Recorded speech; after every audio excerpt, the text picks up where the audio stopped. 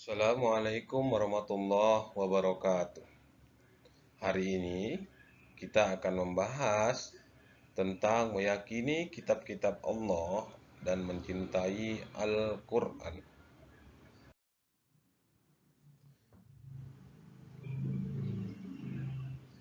Yang pertama, iman kepada kitab Allah. Iman kepada kitab Allah Subhanahu wa ta'ala berarti percaya dan yakin dengan sepenuh hati bahwa Allah Subhanahu wa ta'ala telah menurunkan kitab-kitabnya kepada para rasulnya. Ajaran yang terdapat di dalam kitab tersebut disampaikan kepada umat manusia sebagai pedoman hidup agar dapat meraih kebahagiaan di dunia maupun di akhirat. Allah Subhanahu wa taala berfirman dalam surat Al-Maidah ayat 16 yang berbunyi, A'udzubillahi minasyaitonirrajim. Bismillahirrahmanirrahim. Yahdi bihillahu manittaba'a ridwanahu subulas salami wa yukhrijuhum minaz zulumati ilan nuri biiznihi wa yahdihim ila siratim mustaqim. Sadaqallahul azim. Yang artinya, dengan kitab itulah Allah menunjukkan orang-orang yang mengikuti keridhoannya ke jalan keselamatan. Dan dengan kitab itu pula Allah mengeluarkan orang-orang itu dari gelap gulita kepada cahaya yang terang benderang dengan seizinnya dan menunjuki mereka ke jalan yang lurus. Quran Surah Al-Ma'idah ayat 16. Ada 4 kitab yang diturunkan Allah Subhanahu wa Ta'ala ke dunia ini, yaitu yang pertama, kitab Taurat. Kitab Taurat diturunkan kepada Nabi Musa alaihissalam pada abad ke-12 sebelum Masehi. Yang kedua, kitab Zabur. Kitab Zabur diturunkan kepada Nabi Daud alaihissalam pada abad ke-10 sebelum Masehi. Yang ketiga, kitab Injil.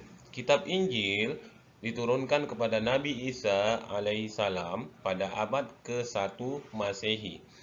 Yang keempat, kitab Al-Quran. Kitab Al-Quran diturunkan kepada Nabi Muhammad Sallallahu Alaihi Wasallam pada abad ke-7 Masehi. Tadi kita sudah membahas tentang 4 macam kitab-kitab Allah. Yang pertama, kita bahas kitab Taurat. Kitab Taurat diwahyukan kepada Nabi Musa alaihissalam pada abad ke-12 sebelum Masehi di Bukit Sinai. Taurat berarti hukum atau syariat. Pada saat itu, Nabi Musa alaihissalam diutus oleh Allah Subhanahu wa taala untuk berdakwah kepada bangsa Bani Israel. Kitab Taurat diperuntukkan sebagai pedoman dan petunjuk hidup bagi kaum Bani Israel pada saat itu. Adapun bahasa yang digunakan dalam kitab Taurat adalah bahasa Ibrani.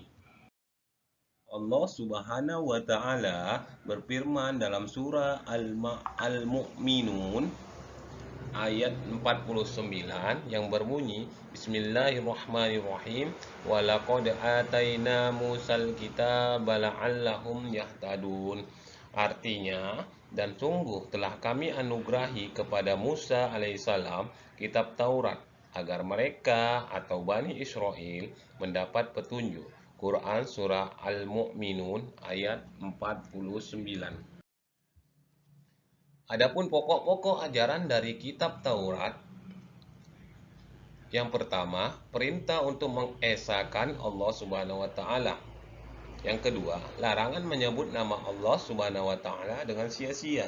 Yang ketiga, larangan menyembah patung atau berhala. Yang keempat, perintah menyucikan hari Sabtu. Yang kelima, perintah menghormati kedua orang tua. Yang keenam, larangan membunuh sesama manusia.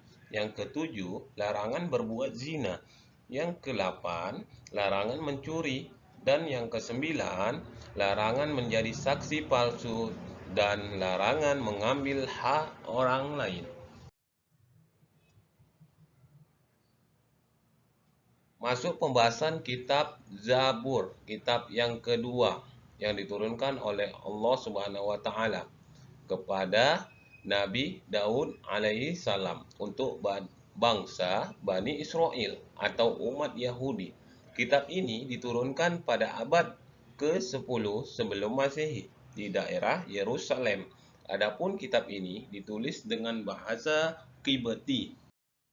Allah Subhanahu wa taala berfirman dalam surah Al-Isra ayat 55 yang berbunyi Bismillahirrahmanirrahim wa rabbuka a'lamu biman fis samawati wal ardh wa laqad faddalna ba'dan nabiyina 'ala ba'din wa ataina Dauda zabura, yang artinya, dan Tuhanmu lebih mengetahui siapa yang di langit dan di bumi, dan sungguh kami telah memberikan kelebihan kepada sebagian nabi-nabi atas sebagian yang lain, dan kami berikan Zabur kepada Daud. Quran Surah Al-Isra ayat 55. Yang ketiga, Kitab Injil. Kitab Injil diturunkan kepada Nabi Isa alaihissalam pada permulaan abad 1 Masehi. Kitab Injil diwahyukan di daerah Yerusalem. Kitab ini ditulis pada awalnya dengan menggunakan bahasa Suryani. Kitab ini menjadi pedoman bagi kaum Nabi Isa alaihissalam, yaitu kaum Nasrani. Allah Subhanahu wa taala berfirman dalam surah Maryam ayat 30 yang berbunyi Bismillahirrahmanirrahim. Qala inni abdullah ataniyal kitaba wa ja'alani nabiyyan, yang artinya dia atau Isa berkata, sesungguhnya aku hamba Allah, dia memberiku kitab Injil dan dia menjadikanku seorang nabi. Quran Surah Maryam ayat 30. Adapun isi kitab Injil secara umum, yang pertama, perintah untuk kembali mengesahkan Allah Subhanahu wa taala. Yang kedua, membenarkan keberadaan kitab Taurat. Yang ketiga, menghapus beberapa hukum dalam kitab Taurat yang tidak lagi sesuai dengan perkembangan zaman. Yang keempat, menjelaskan bahwa kelak akan datang kembali Rasul setelah Nabi Isa alaihissalam, yaitu Nabi Muhammad sallallahu alaihi wasallam.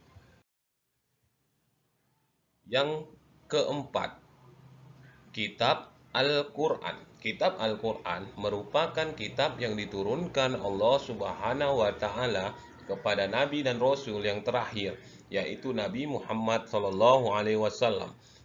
Kitab suci Al-Quran diturunkan Allah Subhanahu wa taala sebagai penyempurna dan membenarkan kitab-kitab sebelumnya.